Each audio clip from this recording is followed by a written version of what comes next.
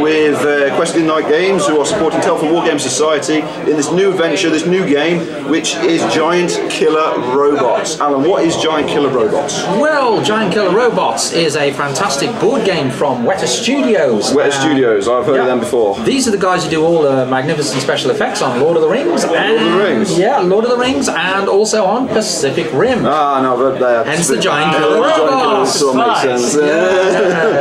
So what is the premise then, the other one? Okay, the premise is basically that it's far into the future, and there's been a plague which has wiped out most of mankind. Corporate organisations have taken over, and they are basically now vying for power on planet Earth. Right, cool. So we're on planet Earth fighting over the remnants of the city's past, as it were. Yeah, that's correct. Literally, it's just what area control, salvage rights, and all this nonsense. Presumably just kudos. Kick out. So what do you fight over? You obviously fight over salvage rights things. So who are the people that are going to be doing this? We've got Diamondback, we've got Thunder Happy Pills, we've got Hammer Strike, and we've got King Wolf. Cool. Have you picked King Wolf perchance? I bet you have. No, not at the moment. We've actually got our own corporation that we've developed for the league, which is basically called Night Industries. Right. And Night Industries, they have their own sponsor, GKR. Yeah, cool. Which is the Black Knight. Oh, cool. And he's got a custom paint job on him and everything like that. So he'll be appearing in the league. Sweet. He's kind of a house robot, if you like.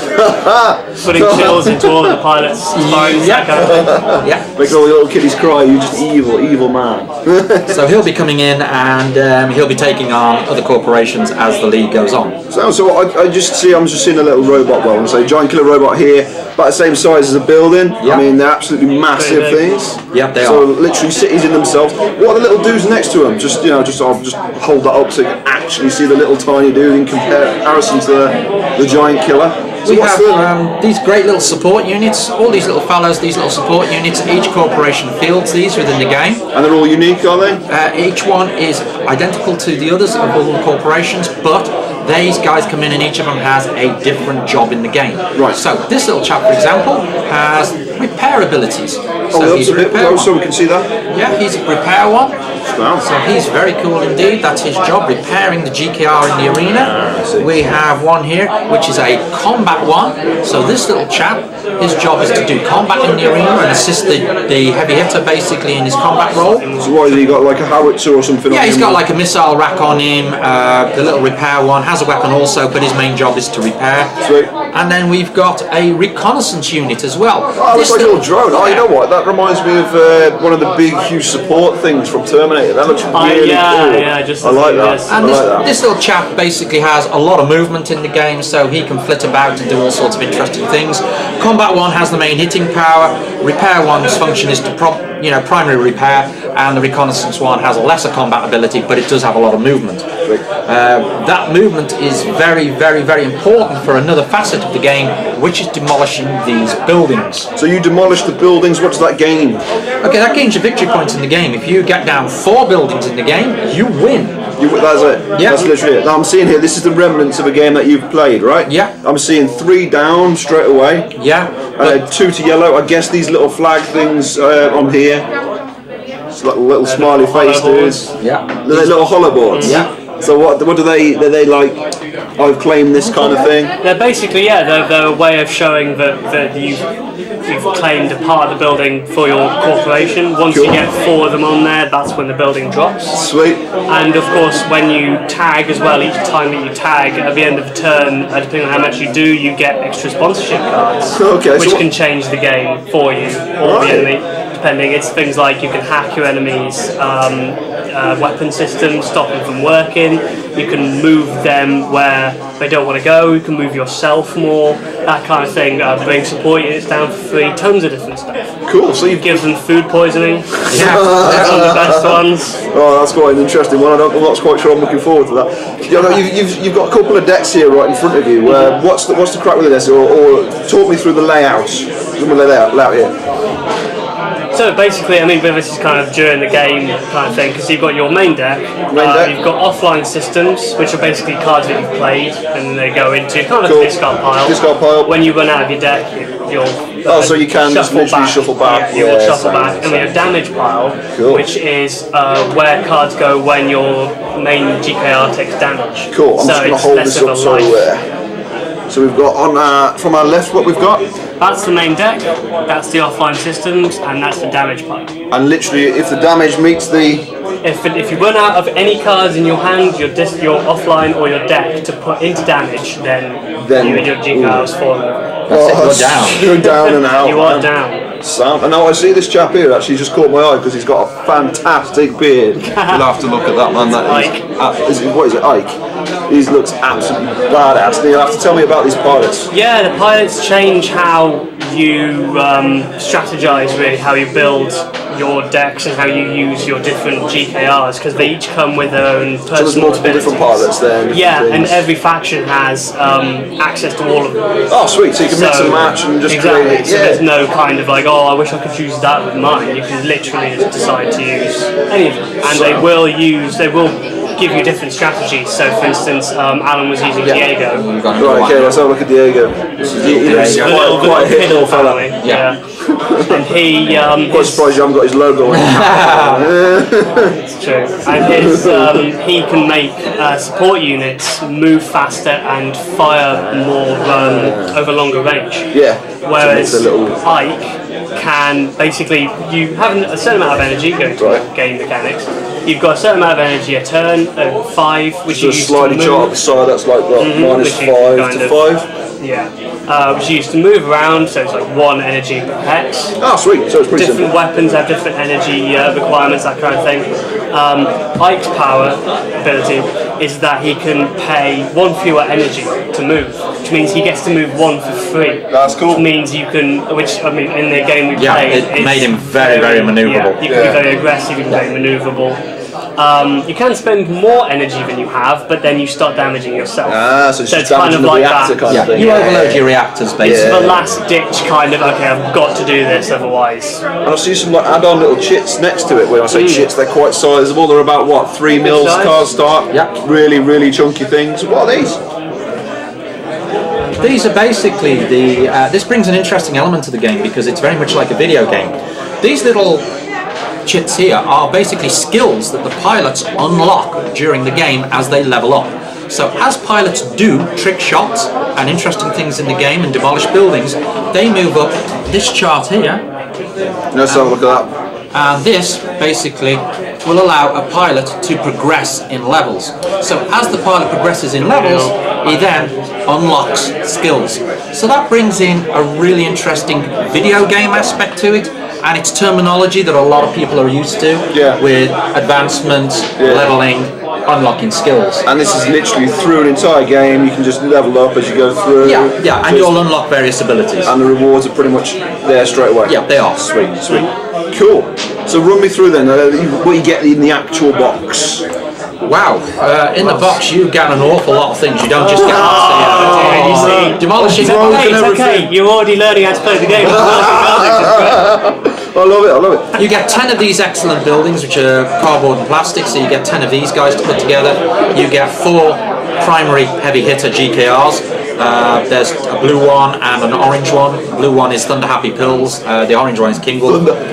Then you get all the little support unit guys for each corporation. You get a complete deck of cards for each corporation. The play boards, which represent the cockpit of the GKR you're in.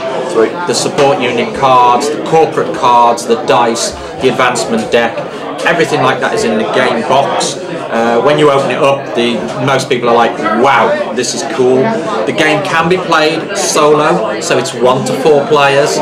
That is really, really good for people. So how does it work on 1 player? Has anybody actually tried that yet? You have, haven't you? Funnily enough, yes, I've done it a few times. It's basically a very simple system. I haven't got the solo advanced rules. Cool. There. So it's actually in a separate book. It's a separate little book. Yeah. It's inside the box. Yeah.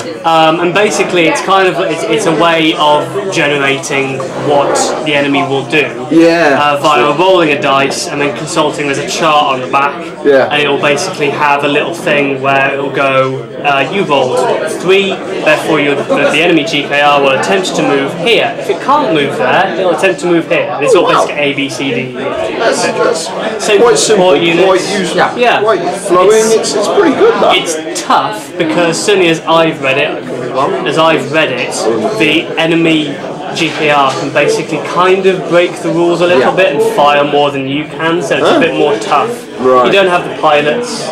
So they've just tried to make it difficult. It's a little bit more simple and it's a little bit more challenging in that, but it's a good way of learning the basic.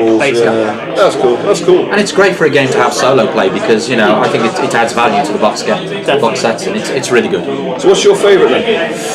I do like Hammer Strike, partially because of the aesthetic. I like how he looks compared to the other mechs. The other mechs, they all look great. They all look great. But I think it's because I prefer the he looks kind of intended more, though, doesn't he? He looks actually mean, doesn't he? Yeah. I like the kind of holding the rifle kind of mech look. And it does look menacing. Arms on the back. It is. What's your favourite, Alan? I quite like Diamondback. I quite like the whole theme of their snake thing that's going on and rapid strikes, but you have got to get the combinations off with these guys. If you can't get the combinations of the strikes off, they don't work very well. Well, that's that one weapon system. And there are, we should point out, for each GKR, there are multiple weapon systems. You can put together a deck with so many different things. You get like 4 primaries, 5 secondaries, you get 2 secondaries per primary in a deck. A lot of weapon choices. So what kind of weapons is there? Well, for one thing, the main weapon I was using on Hammer Strike is a nail gun, which short-ish range does a lot of damage, and if you do enough damage, the enemy can't move next turn. So they can rotate in place, but they stay there, which is very useful again if you're being movable, because you can just run around and they're like, oh, I'm stuck here now. What about yourself? What's your favourite? Or what's the one that you've done the most damage with? Well, the one that I've done the most damage with is from the King Wolf, which isn't actually here at the moment, but the King Wolf, he can do potentially 8 damage.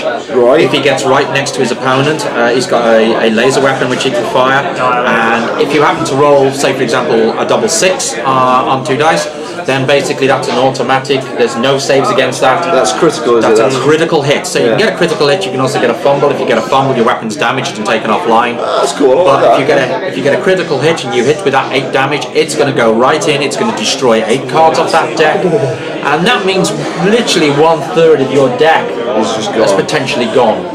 Wow. I see how the damage occurs. Yeah, so that can be devastating. You can have the little repair bots doing repairs on you, but at that sort of damage quantity, they're going to struggle to keep up. Cool. So as a repair thing, then, how much damage can it take away from the big mechs at once?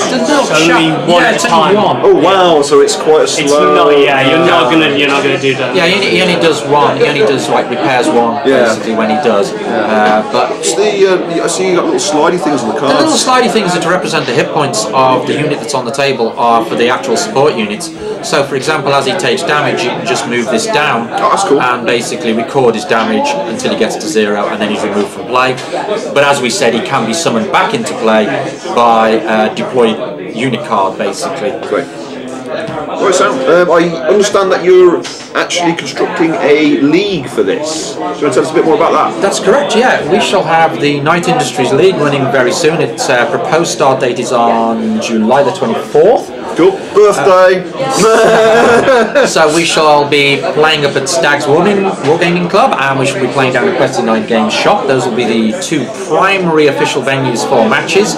Matches that are played at other places don't count, because everything needs to be played on the official venues. Cool. We should have estimated at the moment around about 18 to 20 pilots. We will be piloting GKRs in that. They will be divided into 2 groups. So there'll be a Group A, Group B. There's no defining skill levels on the groups, it's just those are the 2 groups you're put into.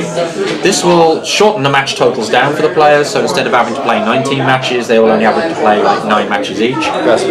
Then we will take the top 2 players from each grouping through. They will play the finals one day here at Stag's Wargaming, and basically they will have 3 matches to play. Once they've done that, we will have a first, second and third place. Sweet. The winning pilot will gain £50 worth of in-store vouchers from Question Night Games, second pilot will gain £30 and the third place pilot will gain 20. Flipping heck, that's quite a sizable amount of money for the thing. It's a good prize. It's £100 worth of vouchers being put up for the GKR League. All the pilots, not all of them are doing the exact things from these. Some of them have taken the actual GKRs and they are doing custom work on them. Oh, so you're allowing custom jobs? Yeah, that's cool. Because at the end of the day, as long as they do not interfere with the decks, it's the decks that represent the weapons and everything else. They don't interfere with those. Yeah. They can't use cards from different decks. They have to have one deck of cards they choose.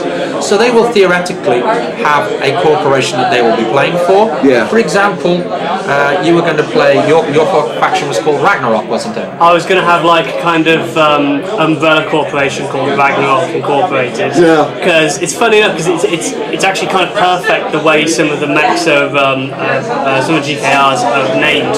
So I was going to have Hammerstrike become Mjolnir. Yeah, John. I was going to have King Wolf become Fenrir, and Diamondback will become Jormungandr. Okay, yep. So they'll all represent, and all of those. Each subsidiary company will have a different, reason for being. Like I think I was going to have Fenrir be Fenrir Heavy Industries, which is going to be like weaponry and logistics kind of thing. So that allows the players that flows fits perfectly. Yeah. That allows them then to have some creativity if they wish to. If they don't wish to, they can play with the standard plain pieces and represent those. But even the guys who've done their own corporations, they will still consider to be a subdivision of the four main factions. So this way, the game world isn't diluted. The four main factions stay, and even if Tam takes this one and says it's Ragnarok, he will still use the green deck. So once you have chosen your colour deck and your primary faction, that is what you stay with within the league. Quite neat. We've got some interesting pilots coming along, different strategies coming from different people. A lot of the pilots are earning nicknames as they go on. So once the league starts, they will all be encouraged to have nicknames. We've got some cool ones coming at the moment. Tam himself is known as Kasparov at the moment. So it's Tam Kasparov Kadok, and we've got Cameron Stampede Williams. He's basically playing for the Pink Elephant Corporation. They are an actual corporation. Cards all have flavour, so they all have different. That's the thing about this game, is that it's the wonderful flavour and tongue-in-cheek nature of it. But it's very fun, even just to look at the cards. So it's quite all of the cards say like things like kaboom. Literally, all of the weapons have their own noises. So it's very comic book. It's very. There is a. Again, we can't remember what the word for it is. The style of it. Yeah, it does have a specific style. There is a specific style, but it works very nicely. One of our pilots is called Roger the Glory Hound Larson, and that is due to this little chap. This little chap actually plays an important part in the game. Right, okay, it looks like literally just like a little 3D kind of dog kind of dude. And he is actually referred to as the Glory Hound in the game. Now, when you possess the Glory Hound, it means you go first. Right, okay. And then play rotates clockwise from the Glory Hound. But that's not always a great advantage because it means you have to move first. Firing is not done in order. Firing is done by the weapon speed on the corner of the card. So in the top corner, each card will have a weapon speed. 787. The fastest weapon speeds go first when you declare them.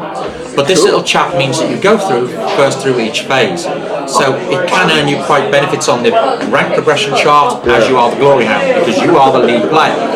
What this represents in the game world is, this is all televised. Right, okay. So the Glory Hound is the guy who's getting out there, he is getting the TV ratings for his corporation. He's the one in the back. That's what it's about. You get out there, you've got to put your tags onto buildings, you've got to get your corporate colours on there. As you're doing that, your viewing figures are going up. Your corporation is being viewed, and that's what it's all about in this world. That's cool. Getting them viewing figures. So we've got some cool pilots coming along. A lot of people are getting their own nicknames sorted out, and it's going to be a lot of fun. So, smashing. Looking forward to that. Thank you very much for joining us. I appreciate it. Thank you, Tam. Thank you, Alan. No problems at all. Keep watching, fans, because there's going to be a lot of GKR.